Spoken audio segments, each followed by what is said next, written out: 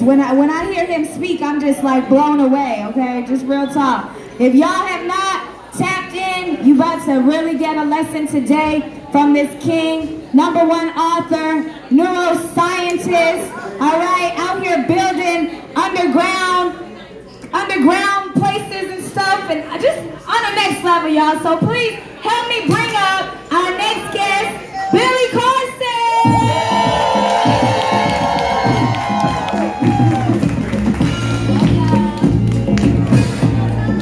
I'm good, yeah. Thank you so much, everybody. I appreciate y'all. Right before I get done, or when I get done, I do have only a very small amount of books here. I got the tablets, and I have woke doesn't mean broke. This book's a bestseller as well, and it's 688 pages. So it's basically, they're calling it a financial Bible. This book is not a cover-to-cover type of a book.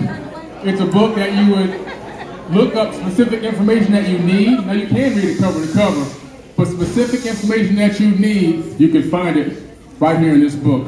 Just go to the index. You want to learn how to get rid of student loans. You want to learn what to do with taxes, how to save, what types of corporations you need to file, what types of discounts you can get with converting money from the stock market into life insurance policies. I mean, I go deep in this book. Deep. So I'm gonna give away a few of those today. All right. Now the sister was just up here talking a little while ago about financial literacy. And that's something that we all really need in the black community. All communities need it, but the black community especially. Yeah. Family, can y'all please respect the mic? All right? Just, this is important knowledge. Billy is here to share his knowledge with you guys. He don't have to be here. This man is booked and busy. Trust and believe. So please respect the mic. Don't make me take this mic again, okay? All right? All right, thank you. Love y'all. That's a powerful sister. Y'all better listen to her. All right, I'm about to be quiet. Thank you. So she was talking about financial literacy, and like I was saying, the black community needs it. All communities need it, all races, but the black community, we need it severely, and probably, in my opinion, worldwide the most. I've been all over the world. I've been to now 24 countries, okay? And there's black people on every continent. And in every country that I visit, for the most part, not always, but for the most part, the people of color usually typically are struggling. There's always the few that are doing good here and there, just some pockets. But overall, we have a lot of work to do, okay? And I would say about 2014, I said, I'm gonna start showcasing a little bit more of my lifestyle online, not because I wanted to show off. People just didn't know, they just thought I was just up here posting memes of knowledge, and that was it, right? And I said I wanted to start posting a little bit more of my lifestyle because I want people that look like me to realize you can have this kind of knowledge, you can have this information, you can have this kind of passion, and you can also be financially successful, you can also have nice things. It's not a sin to have a nice car or a nice house. It's not a sin to travel around the world and go places. It's not a sin to eat nice restaurants if that's what you like. Okay? And so I started realizing the more that I would give them a little taste of what I'm doing, I would see the comments coming in. Oh man, how you gonna be driving this European car? You got parts in that car ain't vegan and this and that. Now listen, you can't make up excuses for, you see people with things and maybe it's out of your reach or out of your realm, and sometimes people, what they do is they try to create a problem that doesn't even exist so they can justify their feeling towards it. But you have to understand, every single day, every single one of us in this room participates in the system, okay? Because I guarantee you, every single car that's outside that we drove up here in has parts that come from unbelievable places. Like windshields come from forced child labor. The cell phone screens that we use to record me up here on this stage and type messages back online, forced child labor in Africa, okay? So we're all participating in the system in some particular way. What we have to understand is we are living in a matrix. And we are living in a financial matrix. There's many different types of matrices. Financial matrix is the main one that we're struggling in as a people. Not as individuals, but as a people. We have to understand that this wasn't always the case, and we also have the most brilliant minds, the most incredible ideas, the most incredible inventions. The reasons why we have a lot of the technology we have today is because black people invented it. We know this. We invented it. Why? Because, man, we were doing some hard labor, right? Our ancestors, they were like, we got to find a better way to do this, man. This ain't going to cut it. Let me figure out how to make this thing work a little bit smoother. And so we would come up with all these innovations and ideas and concepts. And unfortunately, those concepts and ideas, they would get stolen away from us for the most part. So, but again, that incredible consciousness, that incredible mindset of ingenuity and creativity, it didn't disappear in the genome. It's right here. We all have great ideas, great concepts, great abilities, great knowledge. And all we have to do really is continue to operate within the passion of that knowledge and find a need for it in the world. Like some of you saw my video the other day, it went viral. People will always ask me, what do you got to do to make more money and be successful? You have to find your passions. That's really the key. Until you find your passion, you'll never be totally as successful as you could possibly be, and you'll have a cap on your income. You need to find your passion, and then the key is find a need for that passion in the world. Because when somebody out there sees your passion and says, I need that service, I need that product, I need that thing that you're creating, and now you provide that to them, the side effect is money in your bank account. You don't chase money. You chase your passion, and you provide that passion to other people, and money arrives. It's not going so well. All right? It said, Donnie, you're holding and the so phone. what happens is, unfortunately for us, is we've been taught, let's chase the money, chase the money, chase the money, but that caps you. That puts a cap on what you can possibly do. You're always going to be limited when you're chasing money. You're always going to be limited. I don't even focus on money. I focus on the things that I'm passionate about. And the more you focus on those things and providing those things to the world, the more money just magically appears in your bank account. You also have to, like the other brother was on stage rapping about affirmations. You have to be positive. You have to believe everything's going to happen. When I first wrote this book, Compendium of the Emerald Tablets, this is version number 2. The original version, I made the cover on my cell phone. Okay, I made the cover on an app called InShot. Who has the InShot app? Okay, so now a lot of people will say, man, you gotta wait, I gotta get an art, I gotta pay for an artist, I gotta send this out to an editor. Man, listen, I wrote the book in 15 days. I shut everything off. No cell phone, no interruptions, no going out to do nothing. The only thing I took was a couple of naps, and I got Uber Eats coming in. Wait, say that one more time. No, nothing. Everything shut down. No computer, no phone calls, no TV, no Netflix and chill. I mean, nothing. All I focused on literally was this book. Uber Eats and the book and some naps. That's all I did. 15 chapters, I'm gonna do 1 chapter a day. When I got done with the book, I didn't wait to have it fancy edited for $10,000 and go get this phenomenal cover. I did it all on my phone before this cover. This is the new cover. And I said, I'm gonna put it out. And every time I would hand the book to somebody, I said, this is gonna be a bestseller. This is gonna be a bestseller. This is gonna be a bestseller. I was handing this book out at a conference I was speaking at in Washington State, and a lady came and got the book. This was the previous one to this. And she said to me, I read your book, and I have some input for you. If you're open, if you don't have a big ego and you want to take some criticism. And this is in front of everybody. Now, I had a choice. I could have been egotistical and said, man, I'm moving my books. Look, you don't see this line all the way down the street and around the corner to buy my book? I don't need no advice from nobody. But I dropped the ego. I said, look, I'm always willing to learn and gain any kind of information I can. You're the consumer. You're telling me you may see some things, and you also own a publishing company. I want to hear what you have to say. I made an appointment with that lady the next day.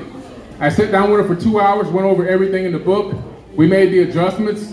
We changed the cover. We did some editing on the inside to make some of the science articles more understandable, and republished the book, volume 2, and as soon as it came out, it became a bestseller the first week. Whoa. See? So, but it was in me. That greatness was already inside of me. The understanding of the content, the information, how to put it forward, what to put out, that was already inside of me. It just wasn't monetized yet.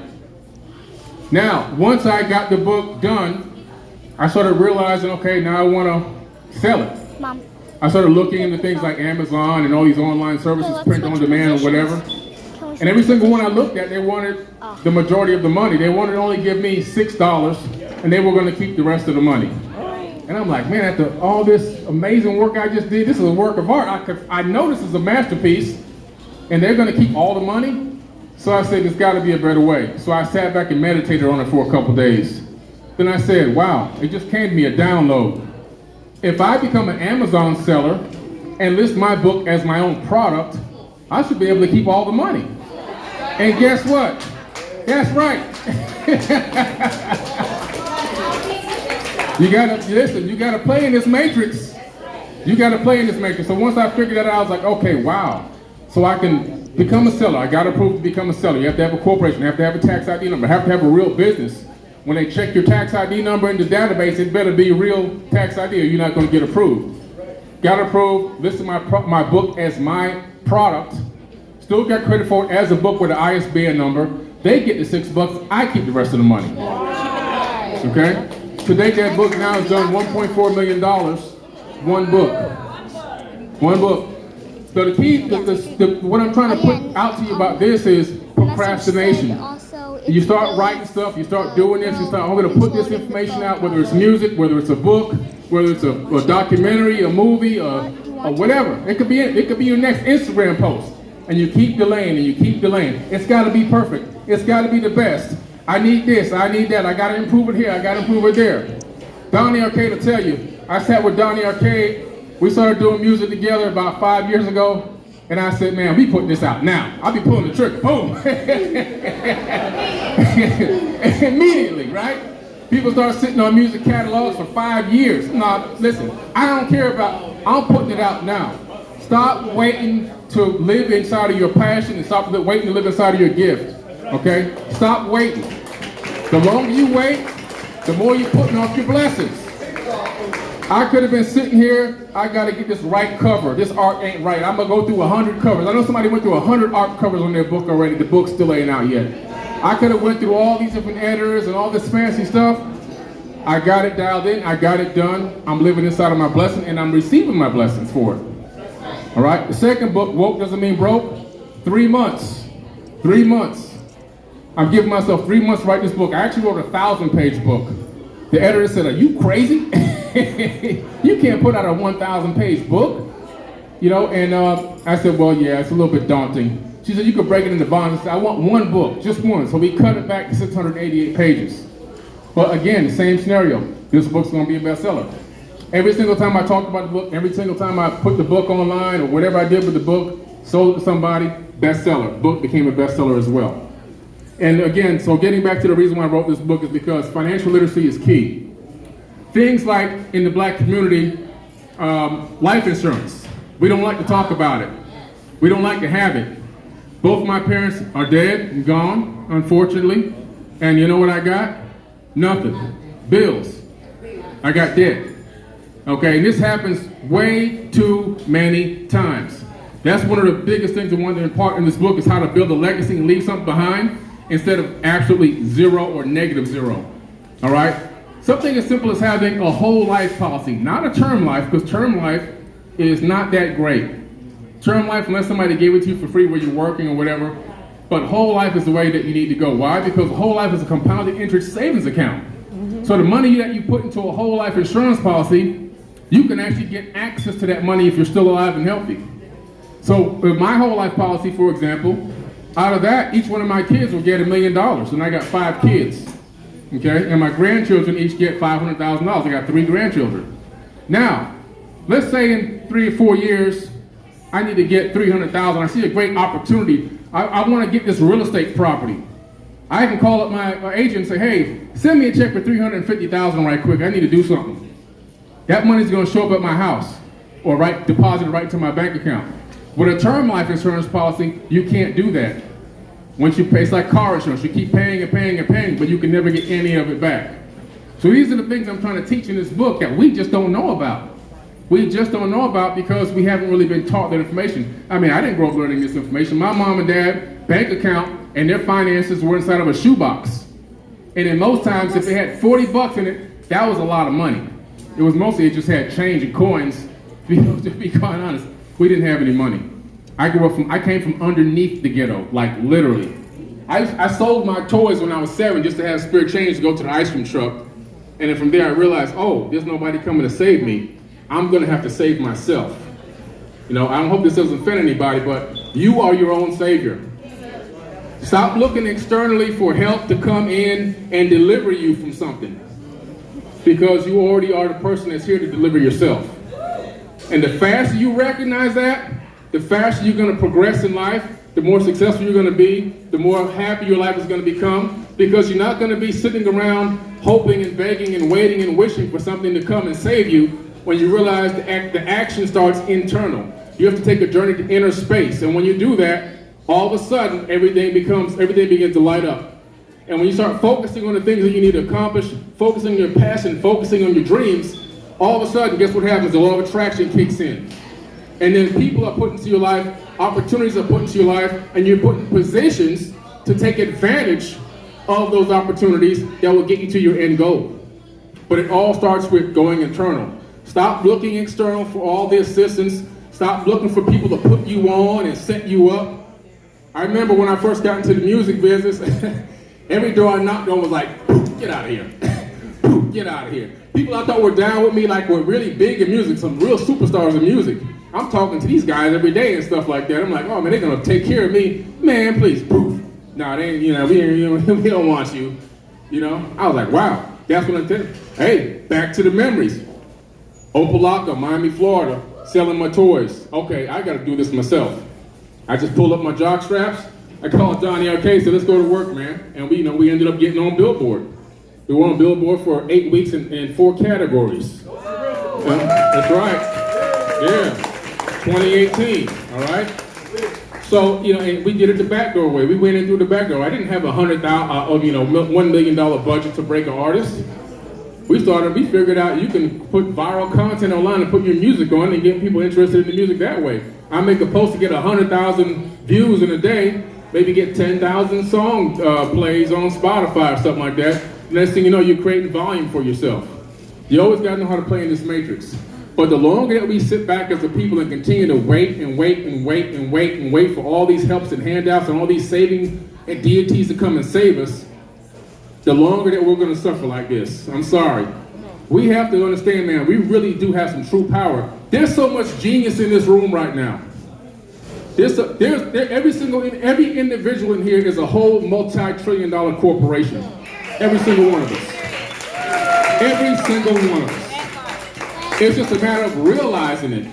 Literally a matter of realizing the true power that we have, the financial power that we have, the knowledge that we have, the abilities that we have. I'm looking at some of these artistries in here, some of these artisans in here, and the skill work, the handwork that they've done. And some of these businesses, I see a young kid back here working the table. They can sell, there it goes right here. You know what I'm saying? It reminds me of me when I was his age. I was knocking down mangoes out of trees and avocados out of trees and selling mangoes on the corner. And when I wasn't getting a lot of sales, I had to scratch my head and say, what can I do to make more sales? Because they wouldn't stop it for me and my little raggedy brother. We were looking all raggedy and ashy. I said, oh, let me go get my little sister. So I put a sign on my little sister. I was like 9 and she was like 6. We put a little sign on her in front and back. Avocados are $3 on the back. Mangoes $3, $4. Put her out on the corner. We stand back. Then let the cars pull up. Oh, okay, now we jump out and grab the money. He said, you gotta know how to play in this matrix. You gotta know how to play in this matrix. But literally, seriously, every single one of us in here, if you don't have a business, you need to file a corporation immediately. And I mean immediately. You're losing out on so many benefits that you can have by without having a corporation. You need to go file an LLC or Inc., or even a nonprofit in some cases, depending on what you're doing. And you have to understand the differences. That's what I cover in my book, Woke Doesn't Mean Broke. I cover the differences between the three. But you should have a corporation. like the young sister was talking earlier about your credit. Credit is a huge part. You need to be building your credit, your personal credit and your business credit. Okay? Those are two things I'm talking about in an upcoming workshop that I'm doing October the 16th. We're doing a workshop with the credit genius, Antoine Salas. He's like the credit repair guru to the stars, like the superstars. So me and him are doing a 5-hour workshop going over this exact topic. But for the most part, you need to build your personal credit. You need to fix that. You need to build it. You need to have that leverage. The rich people, well, I have, now that I'm, doing a lot better financially, I've got a lot of friends that are very wealthy. I actually have a few billionaire friends, actual billionaires that I can call on the phone, that I meet with and sit down with, and they mentor me in finance, and I mentor them in spirituality. That's the trade-off. That's the energy exchange. So I'm sitting here, I'm downloading all this knowledge, and I'm learning, like, wow, it's all about, first of all, the personal credit. The personal credit gives you the ability to leverage.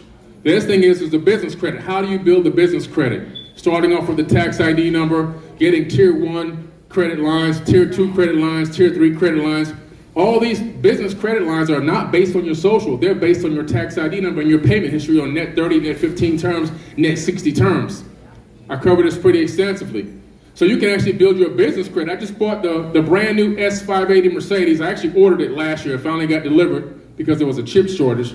That's in my business name. That's not in my personal name. That's in my business name. Okay? A business lease. Why business lease? Because I can write off 100% of those car payments. I don't make no car payments. Yeah, the papers say $2,500 a month, but at the end of the day, I'm not paying a penny. If you own a car, you gotta pay. You're only gonna get credit for a percentage of the depreciated value in a business. But if you lease the car, you're gonna get 100% of your payments back. The other car that I have is also in my business name. It's Rolls Royce. Because of the car's weight, I get another $15,000 credit on top of that for the weight of the car, plus the lease payments. So you see, when you see people out here, these rich people, how they're rolling, how they're living within that financial matrix. They're running that matrix. They're bending it to their will. They understand all the little loopholes and all the benefits that you get. You always see rich people driving a lot of these Range Rovers, the big one. Why? Because you get tax credit on the big Range Rover. It gives you another $15,000 because of the weight. Little things that you just don't know. It becomes a passenger vehicle, basically, is what happens. Okay? So I cover a lot of this in my book. It's really important stuff for us to know. Start a business. First, find your passion, number one. If you don't know what your passion is, get out an old-fashioned pen and paper. Not the cell phone, not a tablet. Get out an old-fashioned pen and paper. I can't say pencil because I ain't seen a pencil in a few years myself. I ain't gonna lie. I don't even know what a pencil look like. But get out a pen and paper and start thinking, what do I like to do? What things do I like? What things do I like to build or be a part of or engage in? And just start scribbling. I don't care if you're scribbling for an hour. Write down, that paper needs to be full with all kind of ideas, especially if you're young. Because the younger you are, the more broader your spectrum is in most cases, right? The older you are, the more narrow it is because obviously we've been through some things already. We know what we kind of don't like and what we like. So, so write all those things down, and all of a sudden, you're going to have this paper with this list of all these things that you are interested in. Now you got to really organize them in order. Number 1, 2, 3, all the way down to the least interest. And then you got to figure out which ones are you good at. What kind of training do I need to get better at this particular thing? So whatever you're trying to operate in, whatever you're trying to monetize, you need to become one of the best people at doing that. Because you're not going to be able to monetize something if your skills are lacking, if your quality of your product is lacking, if the quality of your service is lacking. You're not going to be able to. You'll get money, but you won't get to the higher levels. Okay? You need to become a master at it, literally. When the student is ready, the teacher will appear, but when the teacher is ready, the master will appear. You have to become the master. You're the student, you're the teacher, and you're the master, but you got to put in the work. You also got to be willing to put in to pay your dues. Yeah, that's another thing. A lot of the younger generation, you got to listen. There's no shortcut, to success. You're not going to just wake up and be, I got $1 million in my bank account. You got to get out there and work. I remember I used to go door to door selling pots and pans. Literally, pots and pans in my trunk. Whatever it takes. Whatever it takes. I remember driving around with $1.50 left in my gas tank. And that was a Cadillac Sedan DeVille. You know what that means. 8 miles a gallon. I'm just literally like hoping and wishing I gotta get to this next gas station somehow so I can put 50 more cents in the gas tank. I got a trunk full of pots and pans to go door to door in every business on this block and sell. But I paid my dues. I paid my dues in sales and marketing. When people see me now, they go, oh man, this guy's got 140 social media accounts. He's got, if you add up all my followers, there's 4.4 million followers on all platforms. I got all these things that I've got, all these articles, blogs, workshops, all this stuff. This guy, how did he get so lucky? Seems like the harder I work, the luckier I get. This is years, this is decades of hard work, understanding marketing, sales, understanding neuroscience, applied neuroscience, okay? That's what all this boils down to. Yeah, I paid my dues. I understand how to grab people's attention. I understand what to say to certain groups of people. Sometimes people see a post I might make and they may feel a little bit offended for it, but I tell them sometimes, this post wasn't for you. I'm talking to somebody totally different. They know who I'm talking to. So I've been able to pull in a massive amount of people with my information because why? I understand psychology. I understand the psyche of a person. I understand what attracts their attention. You might see me on one account flexing in a Rolls Royce with a $150,000 watch on, right? Richard Mille. Why am I doing that? I'm grabbing the young kids' attention. They want to see what's up. Wait a minute, I can look like this and I can roll like this and I can have some knowledge too. Let me see what this guy has to say. Now I got him. Now I got him. Music. I got Donnie Arcade. We started doing rap music. I want trap beats. That's all I want. I want trap beats. We're going to do trap beats. I want the kids, because the first thing you hear when you hear a song is the beat. You don't know the words yet unless you're psychic. Then if it's a good hook, we got you. Now we're going to drop the conscious lyrics, and the next thing you know, you're going to Google what we're talking about. You're going to be like, damn, they're talking about Anunnaki and chakras and spirituality and all this kind of stuff. Now I turned you into a researcher through the back door. You have to understand how to manipulate this makes people. Why are you trying to get into rap music? Man, I'm going after the kids because that's where the future is. The kids are the future. It's all about legacy building. Every single day, I focus on legacy. That's what this book is about, building legacy. And another thing about building legacy, if you focus on building legacy, you never have to worry about money in your bank account, I guarantee you. Money will always be in your bank account when you're building legacy. If you focus on legacy building, in other words, I'm talking about not your kids, not your grandchildren, I'm talking about 5, 6, 7, 10 generations from now. When I sit down with my billionaire friends, you know what they tell me? We're planning for the next 300 years. We're planning for the next 300 years. They're not worried about when I get my paycheck on Friday, I'm going to get these tickets and I'm going to pay this thing and I'm going to get my car washed. No. They're not worried about what happens with the paycheck on Friday. They're thinking about what's going to happen in 300 years. You know, if you go back into the Sumerian tablets and research the Anunnaki and the Sumerians, they were planning for millennia at a time. We know in 10,000 years, this is how we want to see the planet. Literally, this is go into the tablets. In one tablet, Enlil tells his sister, I'm creating a plan that will dominate mankind for all time. He said all time. He didn't say for, till we get out of here or till we leave or a few thousand years. He said, I'm creating something for all time. So we have to start taking the mindset of these people because they were on to something. Whether you like it or not, good or bad or indifferent, whatever, when I see something that works, I take it and make it my own. All these multimedia, all these big media channels and all these big media stations, they spent trillions of dollars learning how to do marketing and sales. Trillions. They've invested into trillions of dollars of research. I'm not going to reinvent that wheel. Thank you. I'll take that. Thank you. I'll take that. It's all publicly available. Thank you. I'll take that. I'm going to incorporate that into what I do. And I'm going to take that, what y'all use it for darkness, I'm going to convert it to light. That's alchemy. That's alchemy. So that's what we got to do, guys. That's what social media has done for all of us. We've taken something that they've tried for us to use to turn us into darkness, and where all you get to see is a whole bunch of naked people and a whole bunch of fancy cars and bling bling. And we say, you know what? We're going to do that too, but we're going to get out here and we're going to show you a little bit of light too. And we're going to start recruiting people and bringing them to the light. So it's all about alchemy, converting things, and understanding. So what I'm looking forward to seeing is a lot of successful people. That's why I took my company, Forbidden Knowledge, and I went to an attorney and said, how can I make shares available of my corporation to the public? before I get to the stock market. He said, well, you can do something called a regulation CF. I said, what's a reg CF? He said, a reg CF is where the SEC has to investigate you, check you out. If they approve you, they'll give you a certain amount of shares of your company after a pre-money valuation that you can offer to the public. He said, why do you want to do this though? You're already making money. You're already profitable. I said, because I want to create millionaires.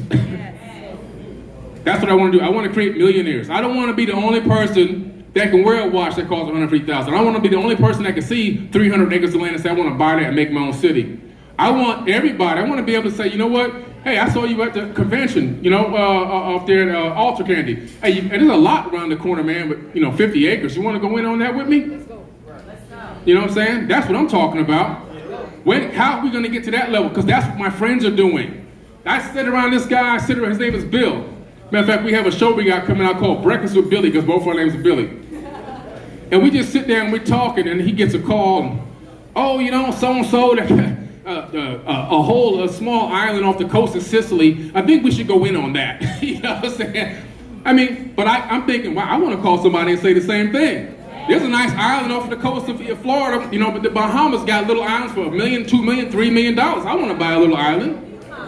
But, I'm thinking, who can I call right quick to go in on that with me? Oh, nobody yet. But I will. So I said to him, I want to create millionaires. That's what I want to do. That's my goal. So we took a billion out of the 1 billion shares, they approved me for 1,070,000 shares at $1 a share. They wanted me to sell them for more than $1 because my pre-money valuation came in at $268 million. I said, no, if we do that, then a lot of people won't get the opportunity. Dial it back to as low as we can get. So we dialed it back to 20 million pre-money valuation so I could sell my shares for $1 a share. So out of the 1,070,000 shares that they made available, they give you 90 days open market for those. There are, the last I checked, 334,000 were gone already. You can go to the website forbiddenknowledge.com and click on invest. Some people here already have shares, right? Okay.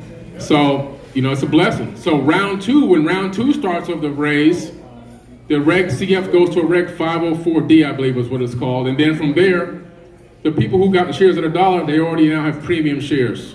When I go to round three, both of those two rounds now have premium shares. And when I go to the stock market, they're talking about opening up at crazy numbers because the streaming TV business is the next trillion-dollar industry. Trillion-dollar industry. And now that Forbidden Knowledge is producing higher quality content, 4K video, opening a production studio and doing bigger and better things, and the retention rate is higher than 90% of streaming networks that exist. Why? Because you guys are really true and loyal to the content that you like to see and hear. When it's not like I'm another NBC and another Fox. You may get one or the other. You may be like, I only got this because I wanted to watch the Olympics. Now the Olympics are off, I don't want to pay for it no more. But a lot of people will tune into Forbidden Knowledge TV and they'll watch it, and they'll watch it, and they'll watch it. I have so many people tell me, I'm on episode 20 of Egyptian Mystery School, And now I'm building up a whole new other series of shows that we just came back from Egypt. And we did a phenomenal job out there. We got 600 gigabytes of 4K video from Egypt. 600 gigs, amazing. And it's gonna be mind-blowing content. The halls of Amenti are real. I got into one of the rejuvenation chambers, that's on video. I'm gonna show you the halls, I'm gonna show you the construction technique, that's on video. I'm inside the pyramid, the bent pyramid of Dozier, and climbing 1.5 miles through the interior of the pyramid, finding the most deepest hidden chambers. It's incredible what we found and the new discoveries we found in places that people haven't been for decades. National Geographic doesn't even have this content yet. Why? Because it wasn't even open. A couple of the places opened the day that we actually arrived. So it's amazing content, and I'm looking forward to bringing that to Forbidden Knowledge TV, along with other shows and other categories. We're going to have a whole financial channel. Well, we have one where we're building out the financial channel. Of course, we have the Forbidden Knowledge podcast where we're building that out as well. So it's a lot of great stuff, a lot of great content. So I appreciate every single person's support here. But remember, the passion that you have for anything is your ticket. Don't be afraid to monetize your passion. Don't be afraid that people are gonna go, oh, yeah, he just wanna make money now. Man, throw that out the window. The last time I checked, every single person here been told 1 million times by the sisters to go buy some food. Now, I don't know about the people back there, but I don't think they're working for free. So you got to pay money to eat. Everybody has to eat. We're not breatharians yet. Okay? But until then, we got to put food in our stomach, and food requires energy exchange. The energy exchange requires a linking the device, and that device is, right now at this particular time, money. And so because of that, we got to eat. You deserve to get monetized. You deserve to get paid for whatever your talent and your skill is. And don't let anybody rob you of that. There's people in here with great craftsmen in here, great craftsmen, great artisans in here. They're not doing that for free. Yes, they love doing it. They're passionate about it. Thank you. They're passionate about it. But at the same time, they gotta feed their family and they gotta pay their bills too. So stop, delete that mindset. Delete that. I'm telling you right now, the biggest problem that we have in the community is this false idea that you can't get paid for doing the things that you love to do. Okay? If you're working a 9 to 5 and you don't like what you're doing, I'm not telling you to quit tomorrow, but what I am telling you is start putting together a plan. If during COVID, if you sat around doing nothing but collecting unemployment and then you waited to go back to another job that you hate, you got to kick yourself. Okay, after you kick yourself, then you got to get up and you got to go ahead and put some action in. Now you got to work double time because you had the free time, now you threw it away. Get out a pen and paper, start putting together a plan to do something. I don't care what the company does. Just form it first and foremost, because just having a corporation is going to give you a write-off. Even if you're renting the apartment, you're going to get a write-off on your office space. You're going to get some of your mileage back for driving around. You're going to get back the receipts you paid for food and clothes. Some of that money's coming back. Okay? We got to start living within these little benefits that they have given us, and we got to stop doing things that we hate. And once you get to a point where I figured out what my passion is, I'm working this job. Now, instead of coming home and sitting down, getting a bite to eat, watching TV and going to sleep, I'm going to pull an all-nighter. Because you can do it. I pull a lot of all-nighters. And I mean, still to this day, I pull all-nighters. When I was in Egypt, I had to work American time, and I still had to work Egypt time. Working from 5 o'clock in the morning till 8 o'clock at night in Egypt, and as soon as I get back, take a shower, eat some food, take a 1-hour nap, and get right back to work American time. Non-stop, cycle for a half a month straight. You're gonna have to pull some all-nighters if you want to get some stuff done for yourself. You got 24 hours in a day. You sleep for 8 hours. I don't sleep for 8 hours. Average person sleeping for 8 hours. That's what you're told to do, so your brain says, oh, I gotta sleep for 8 hours or I'm no good. No, that's false. You sleep for 8 hours, then you work for 8 hours. That's 16 hours. If you take your commute time to and from work, that's another 2, sometimes 2.5 hours, okay? Now you're up to 19 and a half hours, 18, 19 hours. Then you gotta eat lunch, you gotta eat dinner, you gotta eat breakfast. Taking a couple more hours. You only got an hour to watch TV, wash your butt, and lay down. And get right back up and do the whole thing all over again. Kiss your kids a couple times, watch them, let the video games babysit them. And then that's it. You're locked in. You're locked in. When do you guys say, I'm drawing a line in the sand? I'm drawing a line in the sand. I'm done. I don't care if I got to stay for 2 weeks straight. I had a huge opportunity in 2009. 2009, yeah. And it was probably, I would say, a 4 to 6 month plan that I wouldn't have to go under in terms of what I was building out. It was a web builder. I used to own an e-commerce company, a web development company. And the first one I owned was in 1998, was the first one I started, .com marketing group. That one I built into a multi-million-dollar company. This is before Facebook, this is before Instagram, this is before TikTok. I was one of the very first companies. Look it up. Press release is still online today. I sold that in 2004 for $3 million. Okay? 2009, I started back up again because that's when my non-compete ran out. I was already rich. I didn't get rich from selling t-shirts on Instagram, okay? So people believe I'm taking advantage of the social media community. I made millions of dollars selling t-shirts. No, it's fake. I was already a millionaire. And so, 2009, I started back up my e-commerce web development and mobile app company, okay? Started back up again from scratch, building it. Opportunity came to me to make about $400,000, 4 to 6 month plan for me to build this out. I said, that's unacceptable. I need to get this going now. You know what I did? Because the real estate market had just crashed in 2008, and I was low. The only thing that saved me was 2 assets that I have. 2 of my investment watches. I sold 2 of my investment watches, so I have this watch. This watch has already gone up $100,000 in value. And if you have a Rolex watch right now that you own, a real one, it's already gone up in value $4,000 to $5,000 because there's a shortage on Rolex watches right now, by the way. Anyway, I sold 2 of my watches. I got myself back on my feet again, and I started that company. I said, I'm not doing 4 to 6 months. I'm going to do 2 weeks. 2 weeks. You know how I did it? Just like I wrote this book. That's how I knew I could do this book. The book was easy because for 2 weeks, I stayed up for almost 24 hours a day. I probably slept maybe 1 or 2 hours in the whole time period, took a few 15-minute power naps, and I got the whole thing done. At the end, I was kind of sick. I'm not going to lie. I was a little sick for a few days, but guess what, guys? I got the deal, the contract went through, and the money went in my bank account. Yeah, and I kept my mansion. Okay? I kept the mansion.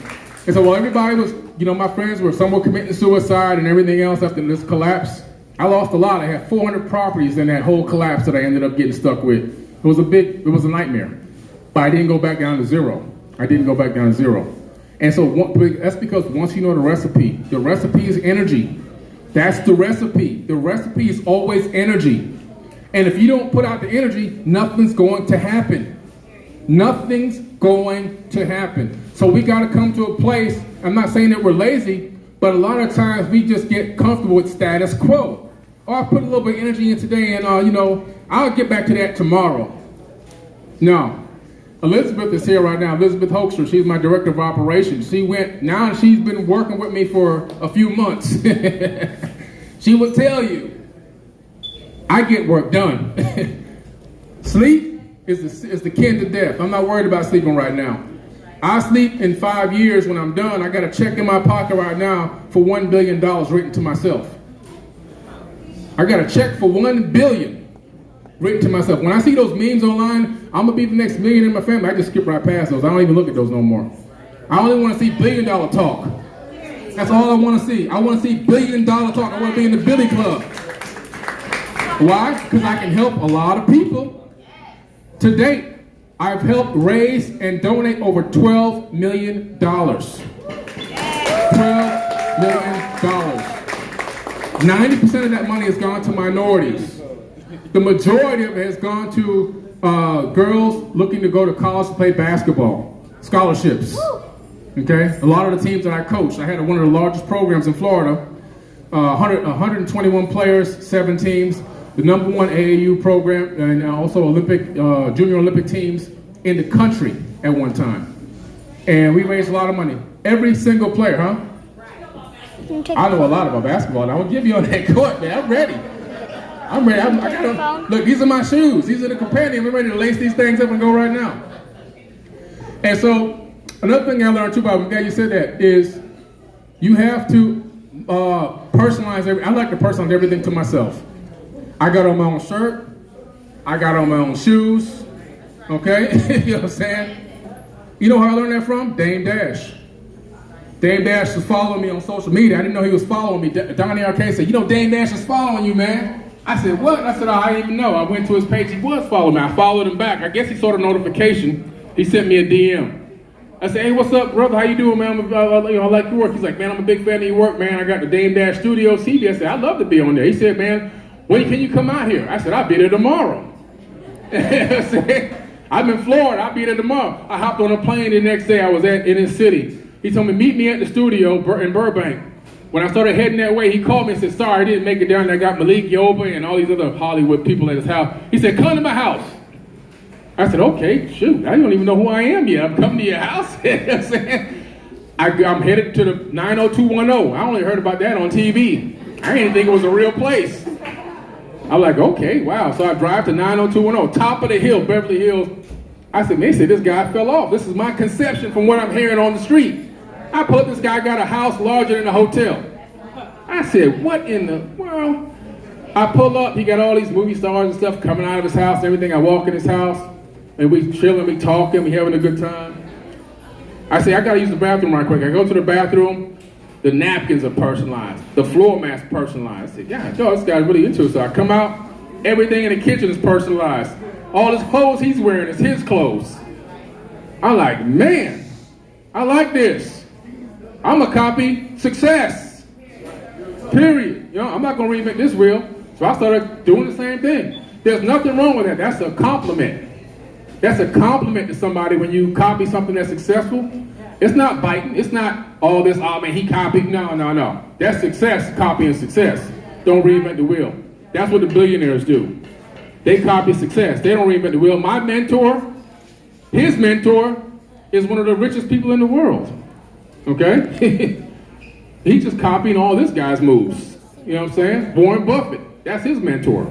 He's copying one of the most wealthiest guys on the planet. That's what LeBron James does. That's LeBron James' mentor as well, Warren Buffett. Why do you think LeBron James became a billionaire? It wasn't because of his sneakers. He's making real, serious business moves, all right? So I don't want to, talk you guys' ears off, but what I do want to impart to you is every single one of you guys got the power. Every single one of y'all have the wisdom. What it takes, all it takes is energy. All it takes is the ability for you to see what your passion is, follow it, become an expert at that passion. I guarantee you, if you start focusing on that passion and focusing on who can it help, what people can this help, what people need this service, what companies need this, what I'm providing. And the more you focus on it and the more you look into it, all of a sudden, opportunities start popping up. Sometimes, and I'll say this and I'm going to end it, sometimes what happens is the opportunities present themselves and we don't really recognize the opportunities because we don't discern them. We're lacking discernment. We don't see that this thing is going to link us to this thing that's going to get us to the goal. So what we do, we discard it. Oh, no, I don't want to see that right now. I'm doing something else. You got to sit back and analyze every single person that comes into your life and what they bring to the table and what they can help you with. What are they linked to? 1 degree of separation. 1 degree of separation. That's all it takes, guys. And if once you analyze and you understand that, your life is going to become that much easier. Focus on the inner space. Understand you are the savior that you have been waiting for. Thank you for your time.